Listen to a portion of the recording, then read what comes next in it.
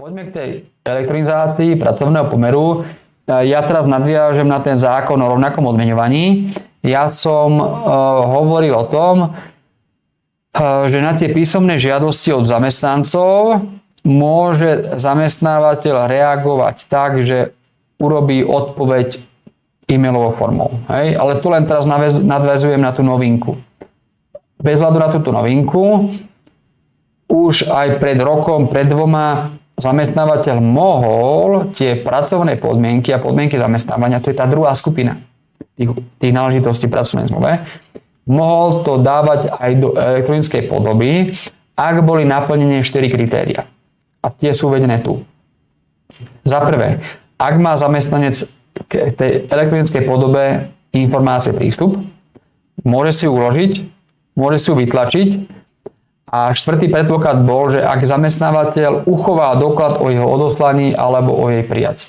No, ja to robím v praxi tak, že do pracovnej zmluvy dávam jeden taký odsek, kde uvádzam, že zamestnanec svojím podpisom prehlasuje, že k písomným informáciám v elektronickej podobe doručeným zamestnávateľom má prístup, môže si to vytlačiť, môže si to uložiť, jeho e-mailová adresa je bla bla bla a zamestnanec sa zaväzuje, že v prípade technických problémov obratnom kontaktuje zamestnávateľa. Čiže už priamo v zmluve pracovnej je vyhlásenie, že do budúcna bude zamestnávateľ doručovať všetky tie písomné informácie elektronickou formou.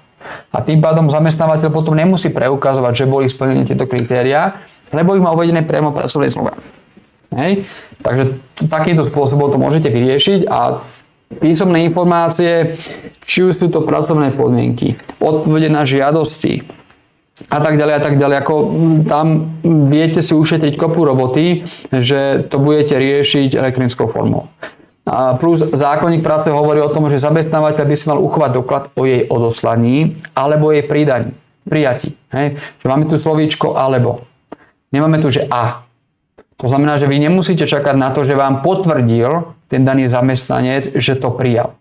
Vám stačí uchovať si doklad o tom, že ste odoslali na e-mailovú adresu zamestnanca nejakú písomnú informáciu v elektronickej podobe. To je dôležité. Hej? A to, keď si uchováte, tak je to potom OK. Dobre, takže toľko to k tej digitalizácii. No, naďalej platí to, že pracovnú zmluvu digitalizovať nemôžete. No, respektíve môžete, ale až potom, ako je doručená na druhej strane. Nás nepustí ten paragraf zákonníka práce, ktorý hovorí o tom, že informácie týkajúce sa, alebo dokumenty skôr tak, dokumenty týkajúce sa vzniku, zmeny alebo zániku pracovného pomeru sa doručujú vždy do vlastných rúk. To znamená, všetky tie 4 podstatné záležitosti musíte vždy doručiť do vlastných rúk. Čiže musí to byť vždy v listinnej forme. To je to, čo som spomínal, keď som hovoril o tých podstatných náležitostiach pracovnej zmluvy. A hovoril som, že minimálne toto musí byť vždy v listinnej forme. No a je to z toho dôvodu, že vy musíte preukázať to doručenie do vlastných rúk. Všetko ostatné, tá skupina B aj skupina C, tých podstatných náležitostí môže byť už potom v tej elektronickej podobe, tak ako to máme uvedené tu.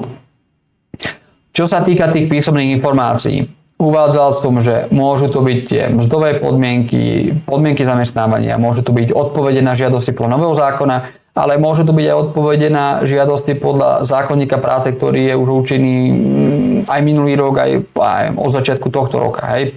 Taký jeden z príkladov môže byť paragraf 49b zákonníka práce, kde je uvedené, že zamestnanec, ktorý má pracovný pomer na dobu určitú alebo na kratší úväzok, že môže požiadať o zmenu pracovného pomeru na dobu neurčitú alebo na plný úväzok.